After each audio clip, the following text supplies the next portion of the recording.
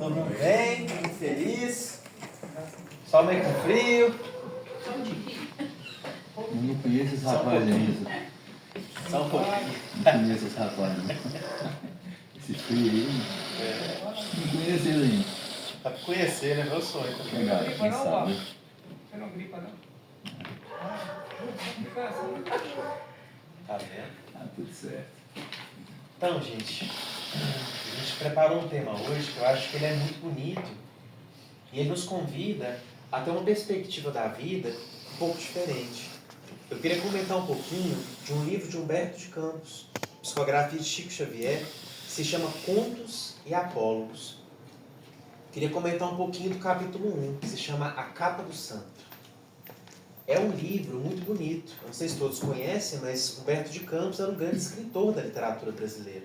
Um dos maiores. Ele chegou a ter uma cadeira na Academia Brasileira de Letras. Mas ele desencarna e continua escrevendo no plano espiritual através da caneta luminosa de Chico Xavier. E esse livro, Contos e Apólogos, ele é muito precioso. Esse título já nos aponta por quê? Contos e Apólogos. Contos porque são pequenos contos, pequenos textos, curtinhos. E apólogo porque é um texto que faz uma apologia. Para ficar fácil de lembrar, é só lembrar do nosso Código Penal, né? Apologia à droga, apologia a coisa ruim, é crime. Não é? Aqui é uma apologia a coisa boa. Aí por isso que chama apólogo. É um texto com apólogo, um texto apologético. Ele tem uma intenção.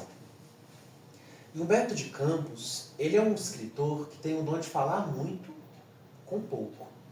Ele tem esse talento, ele tem esse dom. E esse livro em específico, ele tem uma preocupação que eu acho muito bonita mesmo.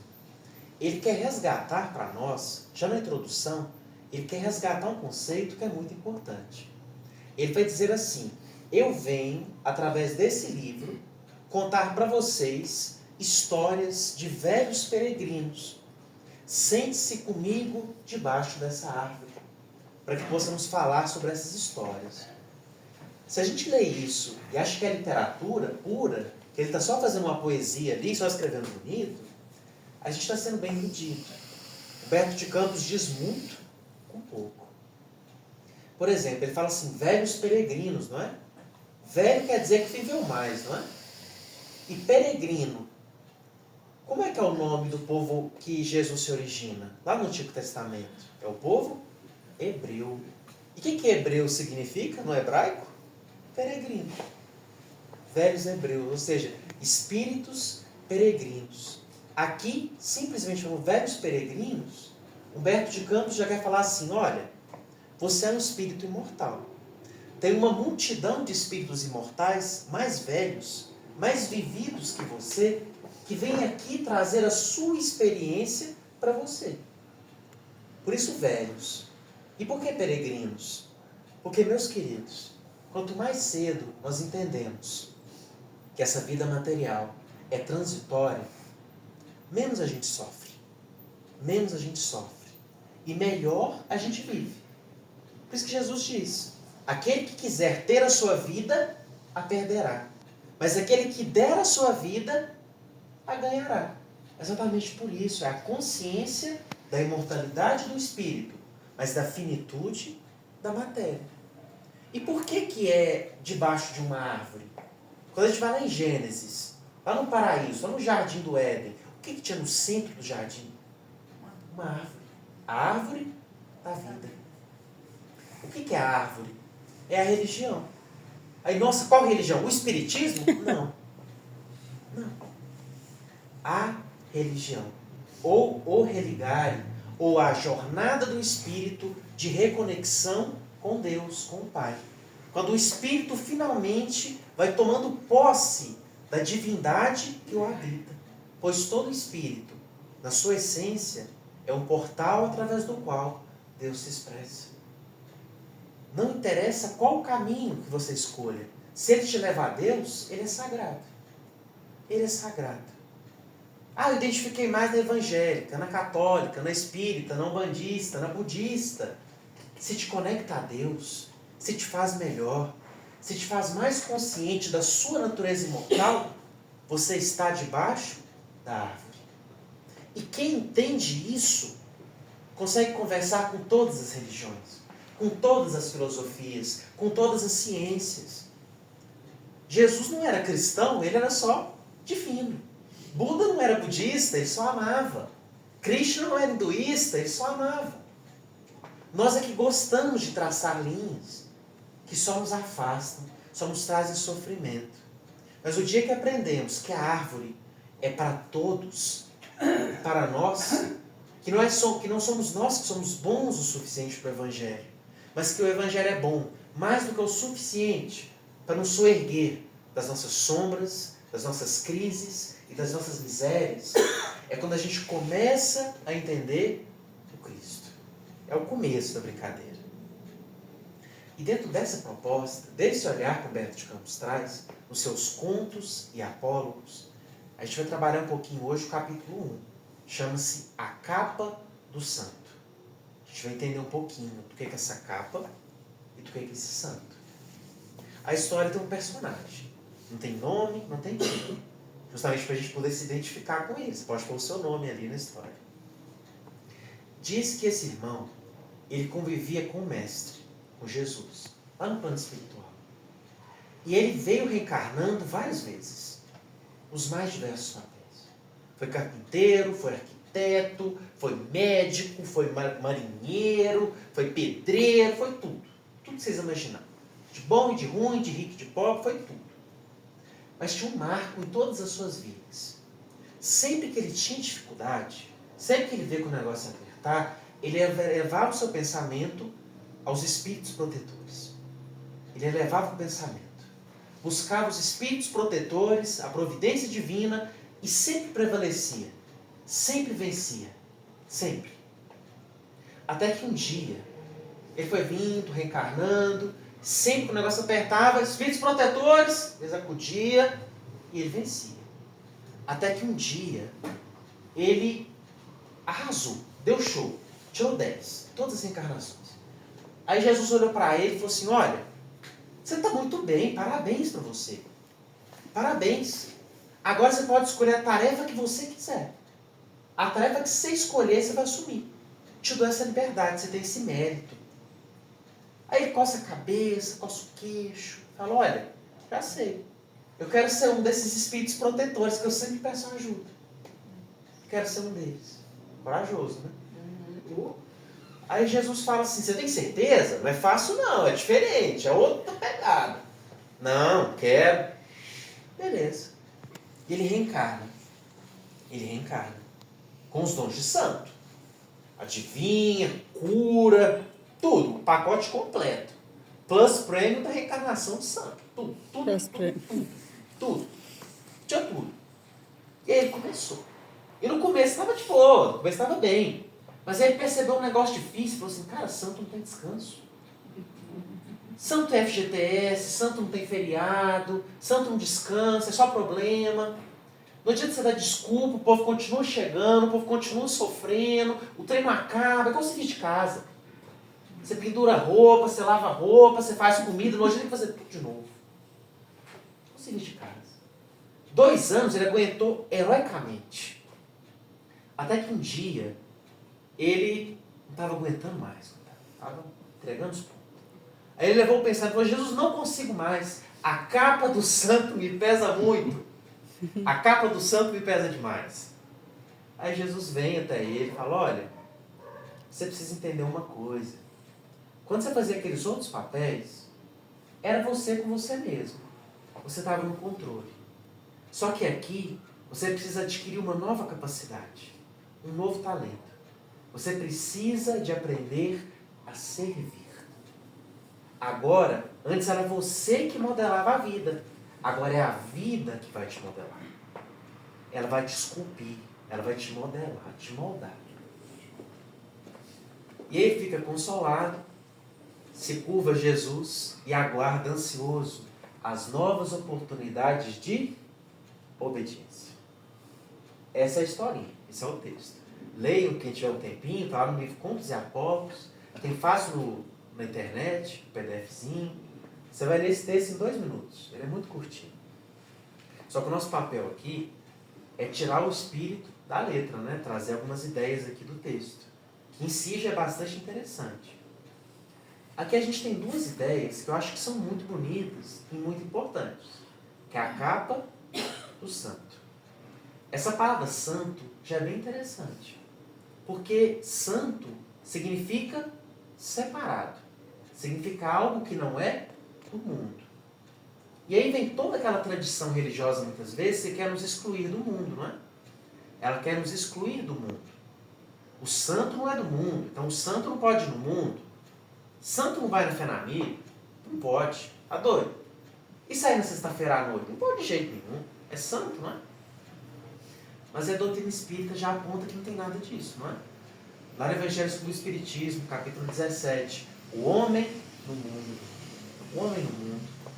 Ele só fala assim: os espíritos do Senhor precisam se reunir sempre sob o sentimento de piedade.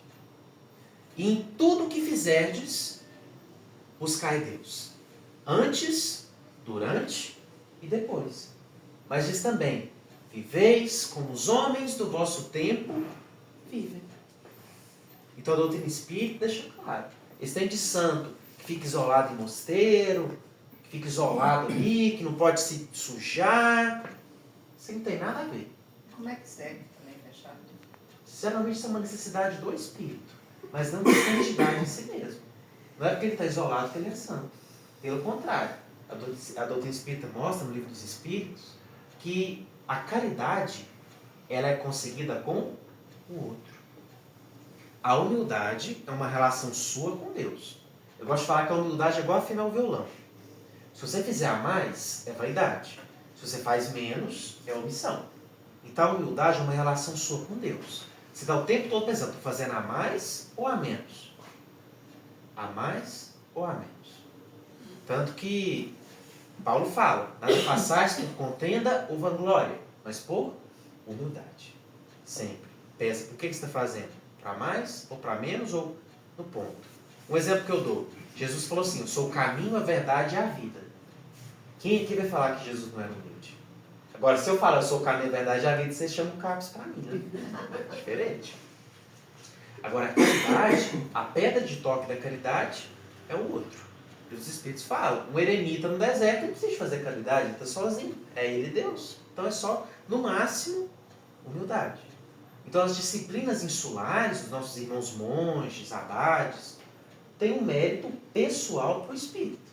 Muitas vezes é um espírito que geralmente desviou muito, aí vai recultivar a disciplina. Aí precisa de ter um pouquinho daquela questão. Mas o santo não precisa de isolamento. Tanto que, por exemplo, na época de Jesus, se você chegasse numa mulher adúltera, uma mulher pecadora, era pecado. Jesus abraçava elas, né? Os fariseus não ficavam escandalizados que ele comia na mesa com os pecadores e os publicanos, não é? Comer na mesa é um jeito de dizer que ele tinha intimidade, que ele ia na casa, que ele convivia. Então, isso tem de santo não é se isolar. O santo é aquele que se divide dentro dele. Ele compreende que ele é um espírito imortal, que ele pertence a Deus, que esse mundo aqui é transitório, mas que ele usa a transitoriedade do mundo a favor da aquisição da sua compreensão como um ser eterno. Ele curva a transitoriedade à eternidade. Enquanto que um coração materialista, um coração apegado à matéria, ele faz o contrário, não é?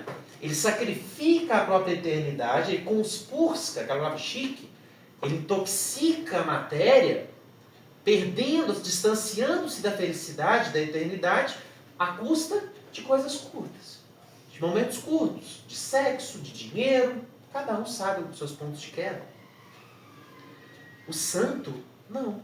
O santo caminha pelo mundo com sabedoria. Ele tem dinheiro, mas não é o dinheiro que o domina, é ele que domina o dinheiro. Sexo é pecado, gente? Se fosse, não tinha nenhum de nós aqui, nós estávamos tudo enrolado, né? Agora, o uso irresponsável, esse é. O álcool é um anestésico, agora o alcoolismo é um vício. É só a gente analisar, eu estou sendo materialista ou usando a materialidade a favor da espiritualidade. Isso é santidade. Eu vivo pelo mundo espiritual. Eu vivo por Deus, mas eu tenho maturidade, sabedoria, capacidade para viver no mundo sem humilhar ninguém, como os homens do meu tempo vivem, mas com sabedoria, com maturidade. E aí que entra outro elemento desse título, não é? A capa do santo. O dia que eu entendo que o que eu possuo de material não é meu e não me define, são capas, aí eu começo a entender a vida. É capa. E às vezes a gente fala de matéria e as pessoas pensam assim, vício, café, cerveja, dinheiro, roupa. Só que você sabe que também é matéria, em nível mais sutil?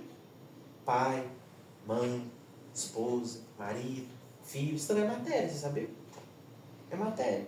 Porque ao longo das reencarnações, vocês acham que vocês ocuparam os mesmos papéis?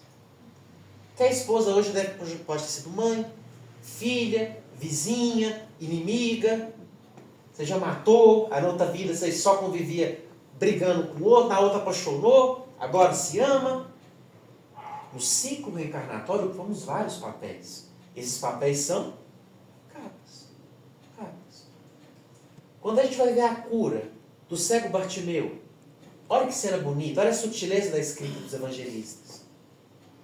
Cura do cego Bartimeu. O cego Bartimeu ouviu que Jesus ia aparecer. O que ele faz? Na narrativa bíblica, ele tira a sua capa.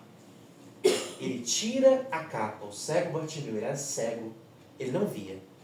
Então ele tira a sua capa, se levanta, atravessa a multidão e chega a Jesus. E Jesus ainda pergunta, o que você quer que eu te faça? E ele diz, que eu veja.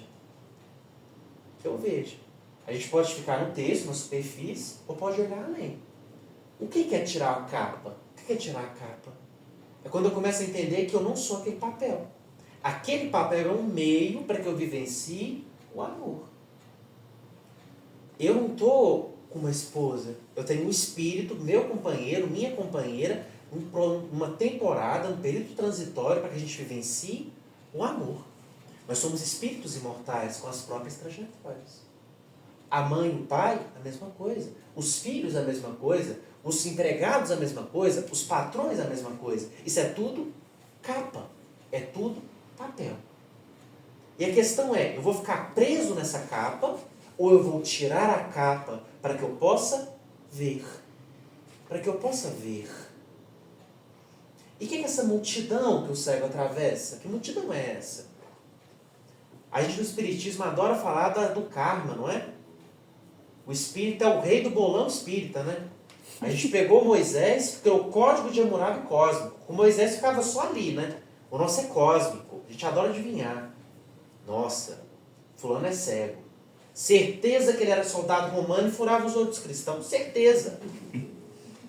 Incêndio, não, ele queimava os cristãos, uma coisa horrorosa. Morreu afogado, ele era pirata, fez os outros pular da prancha. A gente cria nossas teorias, não tem nossas teses, não é? Mas o problema, gente, não era o pirata que eu fui, é o pirata que eu ainda carrego. O problema não é o assassino que eu fui, é o assassino que eu ainda carrego. O problema não é o ladrão que eu fui, é o ladrão que eu ainda carrego. E o que isso forma dentro de mim? Uma verdadeira multidão. Temos uma multidão dentro de nós. Uma multidão. Que a gente tem muita dificuldade de ver. Às vezes Deus tem que te pôr numa situação limite para você conhecer aquele lado seu. Você não sabia. Ele é humilde até ganhar uma herança. Até ganhar uma herança. Humilde até ganhar uma herança. Pacífico até que você atrasa o salário dele. Você começa a perceber essa multidão. Mas para você ver essa multidão, você tem que tirar a capa. Você tem que tirar a capa. Tirar a capa. Isso é muito importante. Aí você atravessa a multidão e você vai encontrar Cristo dentro de você. E quando você encontrar Cristo dentro de você, ele ainda vai te perguntar: o que você quer que eu te faça? Porque tem muita gente que volta para a capa. Volta para a capa. Isso acontece demais. Deus te deu uma herança. Aí Pensou, não, vou dar uma herança pro Nicolas, que ele vai arrumar o centro dele, vai cuidar das pessoas. Não, nossa, peguei uma herança, vou pro exterior, vou azar, para ajudar ruim demais. Voltou para onde? Para cá. Voltou para cá. Mas olha que história bonita dessa história do Humberto de Campos. Quando ele diz, eu quero ser um dos espíritos benfeitores. Soa talvez vaidade, mas é mais profundo que isso. Desde os primórdios, a gente sabe apelar a Deus. Todos sabemos. A gente só vai mudando o nome. É Alá, é Krishna, é Zeus, é Júpiter. Você vai mudando o nome ali. Você vai mudando o nome. Mas desde tempos imemoriais, nós já pedimos aos deuses. Nós já apelamos ao divino. Mas chega um momento na trajetória de todo espírito em que ele começa a se identificar com o divino. Aí já não basta apelar para Deus, porque eu não sou um mendigo. Eu sou o quê? Eu sou um filho dele. Eu não sou mendigo. Eu sou um filho. Eu sou filho de Deus. Por isso que Jesus conta aquela história belíssima, não é? A parábola do filho pródigo. Ou a parábola dos dois filhos. Ou aí que você começa a entender que é a parábola do pai. Do pai. Aquele pai que o filho fala, pai, eu quero a minha parte na herança. Eu quero a minha parte na herança. O que na tradição judaica significa, sabe, o único meio de um pai judeu dar herança para o filho, só tem um jeito, com a morte. Com a morte. Então, quando o filho, na história de Jesus, conta que ele quer a herança dele, ele está dizendo, pai, eu quero que o senhor morra. A herança é mais importante para mim. Então, ele conta que ele vai para terras distantes, fica na miséria, depreda aquela herança, não é? E ele volta humilhado, disposto a ser o último dos servos de seu pai. Mas então ele conta que não é o que o pai espera. Quando o pai dele vê ele chegando, olha que bonita essa história. Jesus é um grande bárbaro, um grande contador de histórias. Diz que quando o pai vê o filho despontando no horizonte, o que ele faz, gente? Ele corre até o pai, ele corre até o filho. É o pai que vai até o filho. E isso não é escrita pura, isso é símbolo. Para lembrar a gente o seguinte, a gente acha que a gente está buscando a Deus, né? Nossa, agora no centro de tomar um passo, que eu estou buscando Deus. Gente, é Deus que nos busca, desde tempos imemoriais. É Deus que nos busca. E ele faz questão de abraçar o filho, e dentro da história, lhe dá um anel, lhe dá um chinelo, lhe dá toda uma tradição, para falar assim, não é um servo, não é um escravo, não é um empregado, não é subalterno. É o meu filho. É o meu herdeiro. Herdeiro. Para que a gente possa se identificar com o divino. Nós somos parte do divino. Na música a gente ouviu mais cedo na música. Eu quero viver através do Cristo. Paulo diz, eu não sou eu que vivo, mas o Cristo que vive em mim. Ele não está falando de Jesus. Ele está falando do Cristo Paulo. Jesus é nosso irmão mais velho. Carregamos o divino dentro de nós. Jesus não veio há 2000 anos para a gente falar, nossa, Jesus é um cara mesmo, ele é um bonzão. Não.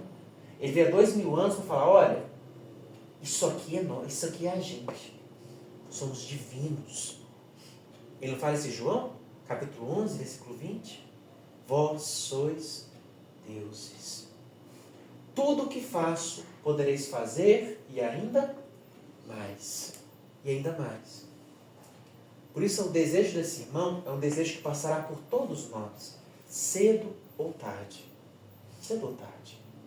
Porque nós não estamos buscando ir ao céu. Nós estamos buscando edificar o céu em nós. Pois quem tem o Evangelho dentro de si, edifica os céus, ainda que habitasse no mais ardente dos infernos. Porque nós carregamos Deus dentro de nós. Manda um Chico Xavier com umbral. Todo espírita morre de medo do umbral, né? A gente fica, nossa, que medo de ir pro umbral. Meu Deus, vi nosso lar horroroso. Manda Chico Xavier com umbral. Manda a Madre Teresa de Calcutá para umbral. Manda, pra vocês verem. Vai abrir uma casa e dar sopa no umbral. Vai começar a dar banho no povo do umbral. Vai montar uma escola no povo do umbral. Então que você vê todo espírito, nossa, eu quero ir pro umbral. Você viu a colônia lá? A colônia que o Chico fez no umbral? Porque eles têm o Evangelho dentro deles. Tem o céu dentro deles. E nós também podemos ter. Não me cabe pedir um lar melhor. Me cabe fazer do meu lar um lugar melhor. Não me cabe exigir um mundo de regeneração. Me cabe ter um coração regenerado para que o mundo se curve à minha regeneração. Pois eu carrego Deus dentro de mim. É por isso que a capa do santo é de todos nós. É o momento em que eu deixo de exigir que a vida me sirva e começo a servir a vida. E servindo a vida, eu entendo que é a lei de Deus. O justo, não é essa definição bonita? O justo. Às vezes a gente é bobo, a gente acha que a lei humana, a justiça humana, o justo da balancinha, né? Não. A justiça de Deus é a justiça da calça leg, é a justiça da justa medida. Justa medida da lei divina. Eu me harmonizo com o universo. E me harmonizando com o universo, eu ganho poder para curar e transformar a mim mesmo e a tudo que está em torno de mim. Mas para isso eu tenho que aprender a ver na Terra uma escola que vai ensinar o meu espírito imortal. Nossa, tem aquele chefe áspero. Nossa, que saco. Não. Oportunidade de exercitar paciência. Nossa, eu sou chefe de um setor difícil. Oportunidade de exercitar a liderança, a prudência, a sabedoria. Nicolas, estou perdendo meu capital. Oportunidade de exercitar o desapego. Nicolas, estou ganhando muito dinheiro, então tem que estar descontrolado, começando a gastar demais. Oportunidade de exercitar a prudência. A escola, a terra, é a escola sagrada. Hospital onde nos curamos das quedas milenares. É aqui que Jesus se transforma no nosso irmão mais velho, no nosso melhor amigo, no único título que ele aceitou na terra, mestre. O dia que entendermos isso, meus queridos, vamos entender o que Jesus falava, quando ele dizia: tomai do meu jugo, que é suave, e do meu fardo, que é leve. Pois caminharemos leve pela terra. As dificuldades mais ásperas, os corações mais duros, se transformarão em doces lições para a nossa alma imortal. Perceberemos que o mundo tem milhares de maneiras de nos fazer chorar, mas nenhuma de nos separar do Cristo, quando nós finalmente aprendemos a amar. Busquemos amar a Jesus, amar a nós mesmos, sentir Deus em nós, hoje e sempre. Muito obrigado.